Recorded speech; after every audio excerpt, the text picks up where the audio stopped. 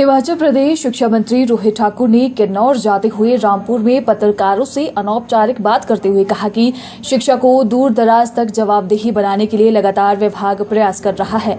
जहां भी कमियां पाई जा रही हैं उन्हें पूर्ण करने के लिए विभाग के अधिकारियों को निर्देश दिए जा रहे हैं। उन्होंने बताया कि दूर दराज स्कूलों में रिक्तियां न रहे, इसलिए तबादला नीति को भी बदलकर 30 किलोमीटर के भीतर के स्थानांतरण को स्थानांतरण नहीं माना जाएगा। उन्होंने कहा कि पूर्व में शिक्षक आपसी सहमति से 30 किलोमीटर के भीतर स्थानांतरण आपसी सामंजस्य से करते थे, लेकिन अब 30 किलोमीटर क्षेत्र के भीतर स्थानांतरण को एक ही स्थान मानकर गिना जाएगा। वो आपके दुर्गम से दुर्गम क्षेत्रों में रह जाते थे।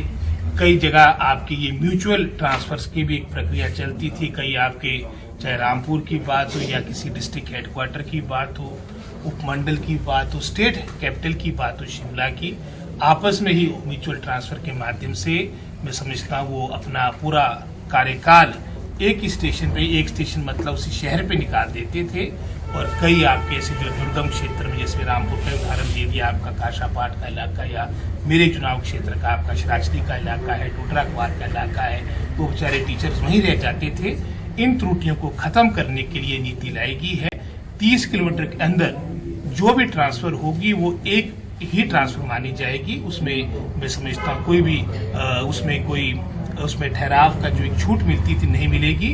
आपका 30 किलोमीटर के रेडियस के अंदर जितनी बारी भी आप ट्रांसफर करेंगे वो एक ट्रांसफर मानी जाएगी।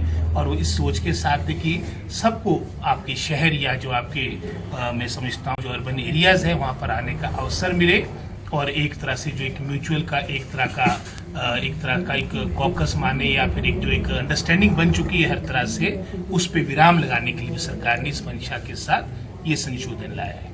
अब हालांकि मनमानी भी है, उसके बावजूद भी एक आकर्षण, चाहे रामपुर की बात है चाहे पूरे प्रदेश की बात है, एक निजी क्षेत्र के प्रति ज्यादा हो रहा है। और जैसे मैंने पहले कहा, इन सभी बातों को रोकने के लिए अलग से हमारा कमीशन है।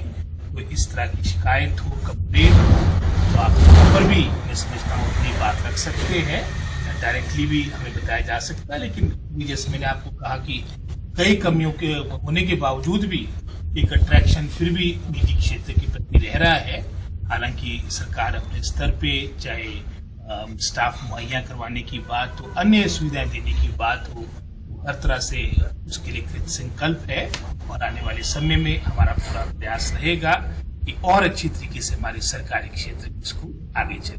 मानना है कि हालांकि पूरे भारतवर्ष का जो आपका एक मापदंड है, पैमाना है, उसके अनुसार हमारा जो स्टूडेंट और आपका टीचर रेशियो है काफी अच्छा है। उदाहरण के तौर पे हर 12 या 13 बच्चों के पीछे आपके पास एक टीचर है। और अगर आप ऑल इंडिया लेवल पे यही मापदंड, ये पैरामीटर देखेंगे वो 1:30 है। लेकिन उसमें एक असंतुलन है। जैसे आपने पहाड़ी क्षेत्र की बात की जिसमें रामपुर भी शामिल है, मेरा चुनाव क्षेत्र भी शामिल है, आपका चंबा सिरमौर का क्षेत्र शामिल है। विशेषकर जो हमारे 5-6 जिले हैं वहां पर काफी अक्यूट शॉर्टेज ऑफ स्टाफ है। के साथ हमने अपने चाहे एलिमेंट्री एजुकेशन की बात हो, लगभग 6000 पोस्टों की सैंक्शन दी है। इसकी बैच वाइज रिक्रूटमेंट का प्रोसेस आपका 6 नवंबर से प्रारंभ हो जाएगा। और साथ ही साथ जो आपके पीजीटी यानी लेक्चरर आपके स्कूल कैडर के 585 पोस्टें हैं, ये भी पब्लिक सर्विस कमीशन ने एडवर्टाइज कर दिए हैं। और हमारा पूरा प्रयास रहेगा कि कुछ ही महीनों के अंदर, विशेषकर जैसे हमारा चयन आयोग अपना कार्य प्रारंभ करेगा, जितनी भी रिक्तियां हमारे दूर दराज के फार फ्लंग पहाड़ी क्षेत्रों में है, इसको पूरा किया जा सके। वो दिल्ली गए, उनको मैं ही वहाँ पर उनको छोड़ने में, जगत सिंह नेगी जी, मुकेश अग्निहोत्री जी सब वहाँ पर थे और सुबह में बात हुई।